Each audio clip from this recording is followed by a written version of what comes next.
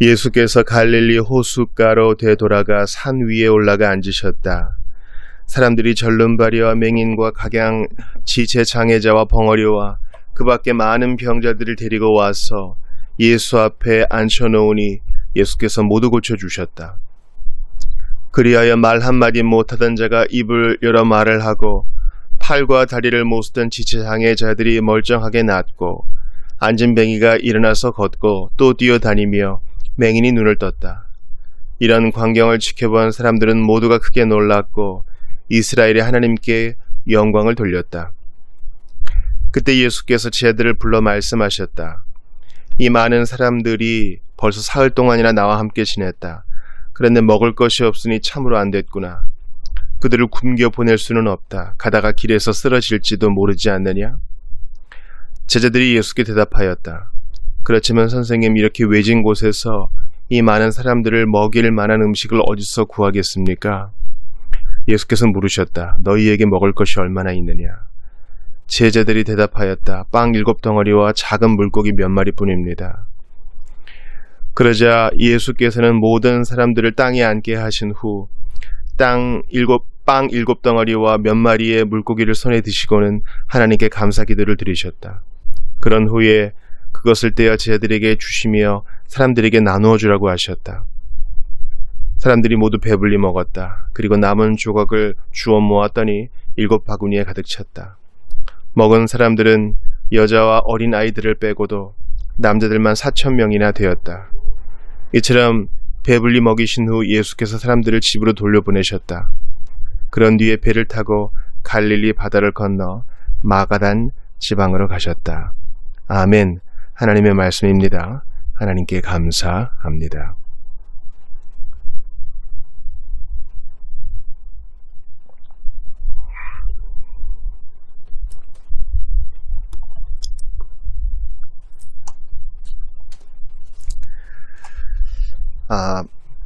마태복음 15장에서 중심이 된다고 할 수 있는 가나안 여인의 믿음, 수로보니게 여인의 이 간구에 대해서 우리 두 번이나 나누었습니다.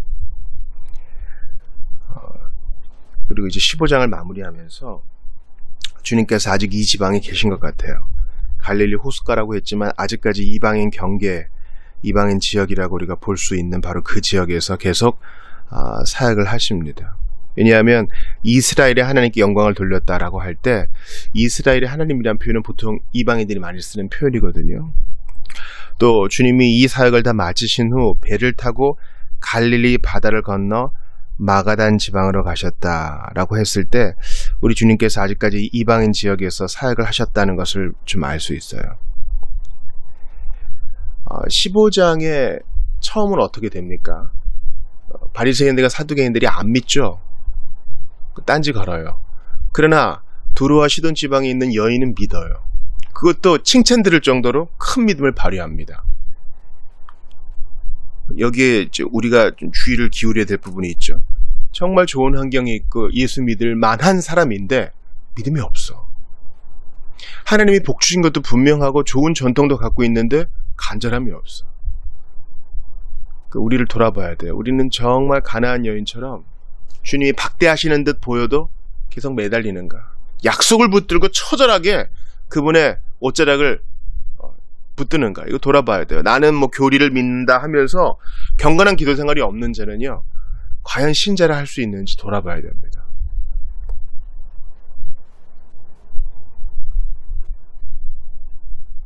오늘 본문에 갈릴리 호숫가로 되돌아가신 예수님을 보세요. 산 위에 올라가 앉으시니 사람들이 그 산에 병자들을 데리고 갑니다. 안 믿는 자들은요, 나도 고쳐달라고도 하지 않고 다른 사람들도 안 데려가는데 준비된 사람들, 이방 사람들, 이제 주님께서 이 복음이 이들에게 펼쳐 나갈 것을 이제 보여주시는 거죠. 이들은 시온산에 올라가듯 예수님께 나아가요. 기꺼이 수고를 감당하죠. 병자들을 데리고 오고 업고 안고 메고 옵니다. 그러니까 주님이 31절에 놀라운 이사야 예언자의 그 성취를 보여주시잖아요. 말 못하던 자가 말을 하고 팔다리 못 쓰던 사람이 멀쩡하게 낫고 앉은 뱅이가 일어나 걷고 뛰어다니고 맹인이 눈을 뜨고. 사람들은 놀라고 이스라엘 하나님께 영광을 돌리지만 안 믿는 자는 저거 죽여버려야지 합니다. 우리도 그렇지 않아요? 똑같은 생명의 말씀을 받는데 누구는 야, 참 놀랍다 하고 누구는 또 그냥 다 아는 거네. 이렇게 반응합니다.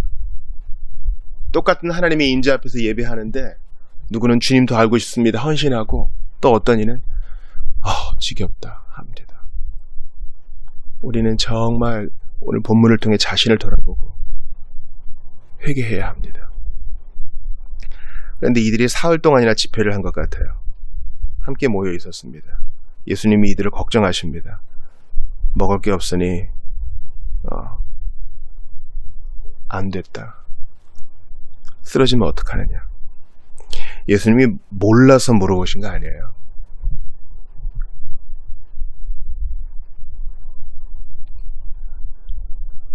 오병이어 때도 마찬가지죠. 너희가 먹을 것을 줘라 그럴 때 몰라서 그러신 거 아니라고요. 마치 가나안 여인에게 하시듯 우리를 달아보셔요. 우리 속에 진짜 무엇이 있는지 주님이 테스트해 보실 때가 있어요. 아브라함에게 하시던 말이죠. 근데 제자들이요, 시종일관 부족해요. 15장은 어쩌면 제자들의 부족함을 계속 반복적으로 보여주고 있는지도 몰라요. 왜냐하면 예수님께서는 바리새인들과 사두개인들에 대한 비유를 깨닫지 못하는 제자들을 꾸짖으셨죠. 아직도 깨닫지 못하느냐. 그리고 가나안 여인이 계속 울부짖으며 따라오자 제자들은 오히려 성가셔했죠. 그리고 오늘 또 본문을 보니까 제자들은 믿음이 없어요. 오병이어를 경험했는데 어떻게 해야 될지를 몰라요. 아직도 믿음이 없어요. 아니, 빵 7덩어리와 작은 물고기 몇 마리 뿐입니다. 그러니까 안 된다 이거죠. 오병이어 경험해도 안 된다 이거예요. 여러분 기억하세요. 믿음이라는 것은요, 자동적으로 자라는 거 아니에요. 믿음은 써야 자랍니다. 근육과 같아요. 가만히 두면 퇴화해요. 이 말은 지성을 계속 벼려야 한다는 겁니다. 믿음의 논리를 계속 쓰고 믿음의 유추를 계속 사용해야 됩니다. 성경을 여러분 일만독해도요, 그걸 묵상 안 하면 아무것도 아니에요. 그러니까 제가 기계적인 성경 통독을 아주 안 좋아하는 이유가 바로 거기 있어요. 성경 통독을 하다가 멈추라 이거예요.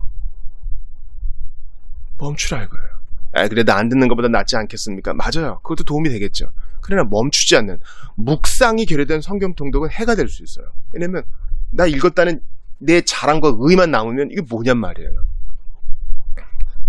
제 아들은 아직도 깨달음이 없었는데 주님은 꾸짖지 않으시고 당장 급한 회중들의 필요를 채워주십니다. 우리 주님은 얼마나 자비로우신 분이세요. 부족해도 계속 가르치시고 또 교훈을 주시고 인내해 주셔요. 이런 구주가 어디 있어요.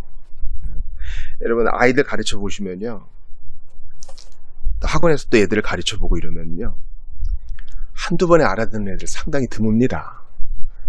이거 전에 했잖아 이 얘기를 얼마나 많이 하는지 몰라요. 구주께서도 우리에게 같은 마음이실 거예요. 이거 알려주지 않았느냐, 아직도 깨달음이 없느냐. 그럼에도 불구하고 주님이 우리를 내치지 않고 오늘 본문 보세요. 회중들 다 먹여 보내시고 제자들 박대하지 않으시고 제자들 챙기십니다. 버리지 않으셔요. 옆에서 가르치십니다. 예수님으로부터 빵과 물고기를 받은 사람은 남자들만 4,000명이 되었습니다. 오병이어 때보다 적잖아요. 할 수 있지만 모인 무리 자체가 적었습니다. 그러니까 이들이 어떤 몇 명이 모였든지 간에 주님은 다 배불리 먹이셨어요. 남자와 여자, 어린아이들 다 포함했어요. 배불리 먹었습니다. 제자들은 오병이어 때도 아마 경험했을 거예요. 예수님이 축사하시고 감사기도 드리시고 나눠주실 때 희한하게 자기들 손에서 빵과 물고기가 계속 퍼져나가는 것을 보면서 주님의 일하심을 경험했을 거라고요. 그걸 잊어버려요. 너희에게 먹을 것이 얼마나 있느냐. 그럴 때 빵 7덩어리와 작은 물고기 몇 마리 뿐입니다. 로 끝나지 말고 도와주십시오. 이 무리도 불쌍하지 않습니까? 탄원해야 되는데 가나안 여인 같은 간절한 기도가 없어요. 그러니까 저를 돌아봐요. 우리를 한번 돌아보자고요. 우리는 범사에 기도하는가? 제가 이런 못된 마음이 있으니 어떻게 하면 좋겠습니까? 저를 도와주십시오. 바로 기도로 나아가야 돼요. 주님이 뭐 몰라서 물어보시는 게 아니라고요. 우리의 강팍한 마음을 깨달아 알려주실 때 바로 기도로 나아가야 돼요. 이렇게는 못 갑니다. 주님께 저 좀 고쳐주십시오. 그렇게 나아가야 되지 않겠어요? 제 사랑 없음을 좀 어떻게 좀 도와주십시오. 아이 등록금을 내야 됩니다. 어떻게 하면 좋겠습니까?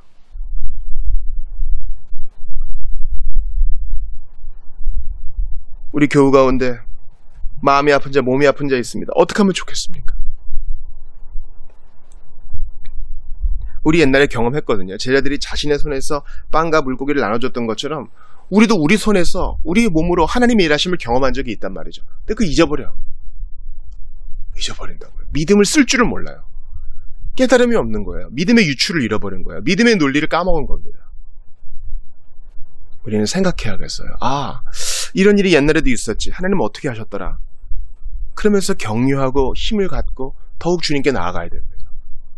제자들은 지금 많은 무리와 사흘간 힘들다. 먹을 게 없다. 이것밖에 없어요.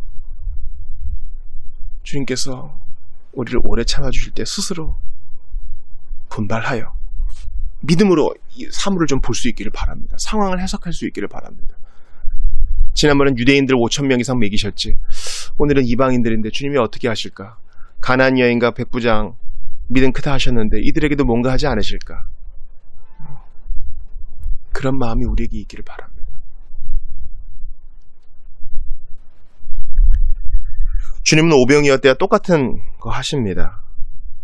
어떻게 하십니까? 가지고 있는 이 전부를 가져다가 빵 7덩어리와 몇 마리의 물고기, 7병이어라 그러는데 물고기 여러 마리라 그래서 정확한 숫자는 몰라요.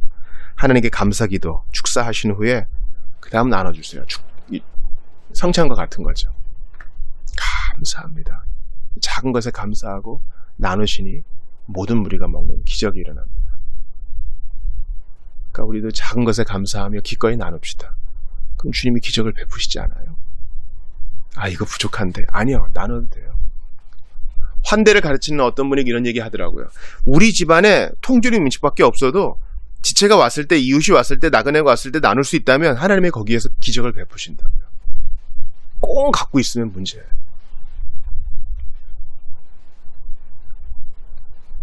저는 제자들이 얘기하는 것들, 너희에게 먹을 것이 얼마나 있으냐 주님이 물어보실 때 빵 7덩어리와 작은 물고기 몇 마리뿐입니다. 이거 보면서 모세의 이야기를 떠올렸어요. 주님이 출애굽한 백성들에게 고기 주신다 하니까 모세가 반문하죠. 민수기 11장 22절입니다. 그들을 위하여 양떼와 소떼를 잡은들 조카오며 바다의 모든 고기를 모은들 조카오리이까. 주님이 고기 주겠다 그러니까 못 믿어요. 투정하는 거죠. 제 아들도 그래요. 지금 허다한 무리밖에 안 보이는 거예요. 우리가 이러지 않기를 바랍니다. 성경이 이것을 기록한 이유는 우리도 그럴 수 있으니 돌아보고 교정하고 의지를 들여 믿음에 거하라! 우리 말씀하시는 겁니다. 우리 상황만 보면 암담하지 않아요? 어떤 분은 저한테 이렇게 얘기하셔요. 회중이 몇 년이 지나도 잘하지를 않으니 어떻게 하면 좋겠습니까? 왜 그걸 저한테 얘기합니까? 교역자는 교인 생산 공장이 아니에요.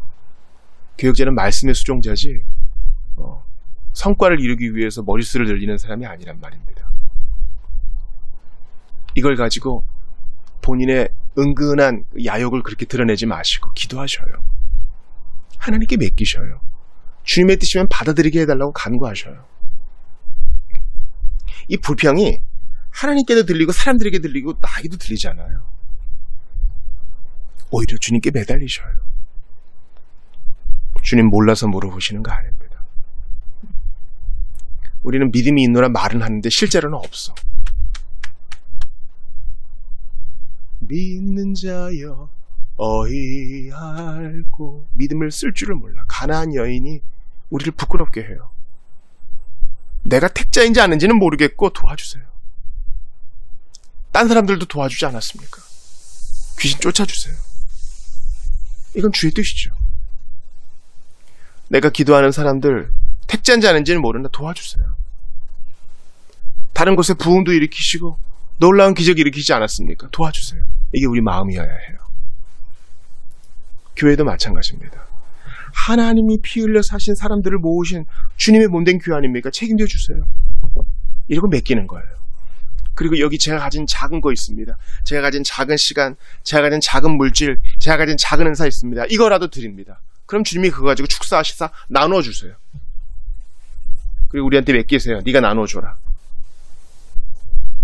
그때 기적이 일어나요. 우리는요, 일확천금이 생기면, 은퇴 후에 시간이 많아지면, 내가 남들과 필적할 수 없는 놀라운 재능을 가지면 주님을 섬길 수 있다고 생각해요. 거짓말이에요. 마귀의 속삭임이에요.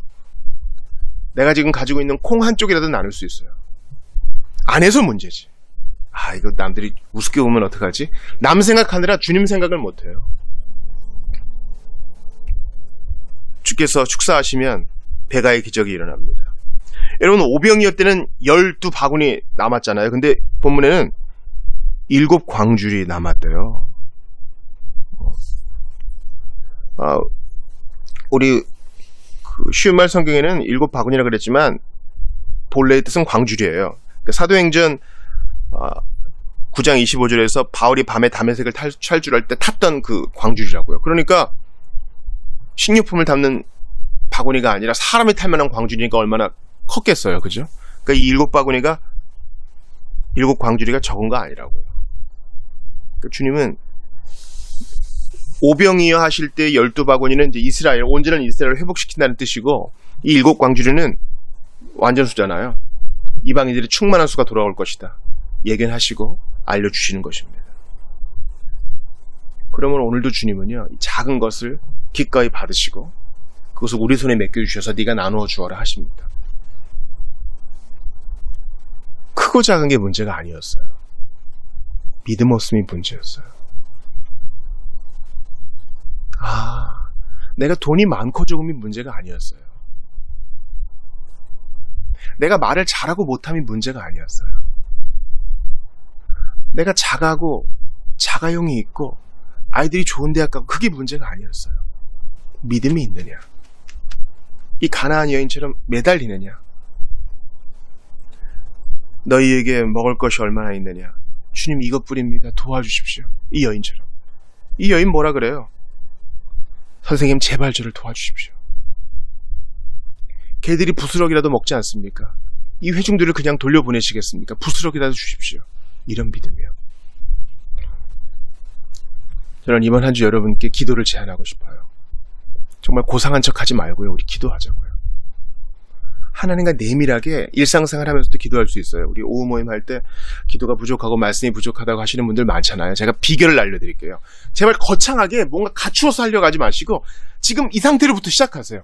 운전하고 가면서 말씀 한마디 들을 수 있어요. 화장실에 가서 SNS 뒤지 마시고 잠깐 말씀 볼 수 있어요. 그리고 묵상하세요. 우리가 홀로 있는 시간 동안 복사를 하면서도 잠깐 기도할 수 있다고요? 복도를 걸어가면서도 하나님 말씀 묵상할 수 있어요. 마음가짐의 문제예요. 작은 걸 드리세요. 그럼 주님이 큰 일을 하시지 않겠어요? 제발 각을 잡고 뭔가 대단하게 하려고 하지 마시라고요. 이번 한 주 제가 기도를 제안하고 싶어요. 가나안 여인처럼 기도하려면요, 이거 무시로 기도하는 거 연습하셔야 돼요. 신호를 기다리면서도 기도할 수 있어요. 목사님 그렇게 정신 팔리면은 사고 나요. 아니요, 여러분 아시잖아요. 여러분 신호 바뀌면서 여러 가지 하시는 거 제가 다 알아요. 그러다가 빵빵 소리 나면 또 가고 그런 것도 안다고요. 하나님은 사람을 할 수 있게 만드셨어요. 하나님이 여러분 안전 지켜주실 테니까 지하철 안에서든 버스 안에서든 배식을 기다리면서든 기도하고 묵상할 수 있어요. 가나안 여인처럼 연습해 나가세요. 그럼 주님이 그 작은 거 받으사 크게 쓰실 거예요. 그리고 그게 점점 늘어나는 겁니다. 우리 주님께서는 사람 가리지 않으시니 넘어지고 부족하고 연약한 우리도 가리지 않으실 겁니다. 마태복음 15장을 마칩니다. 주께서 부족한 바리새인들과 율법 교사들, 부족한 제자들과 대조적으로 이 가나안 여인의 믿음을 높이 쓰세요. 우리에게 도전을 주십니다. 우리의 마음을 그때그때 주께 쏟읍시다. 작은 건 내어드립시다. 주께서 놀랍게 일하실 것입니다. 십자가에 달리사 부활하신 예수께서 오늘도 우리의 기도를 흠양하시니 기꺼이 우리의 모든 마음과 시간을 주께 드립시다. 그리고 주께 무시로 기도하는 것을 연습해 나아가시는 여러분 되시기를 주의 이름으로 축원합니다.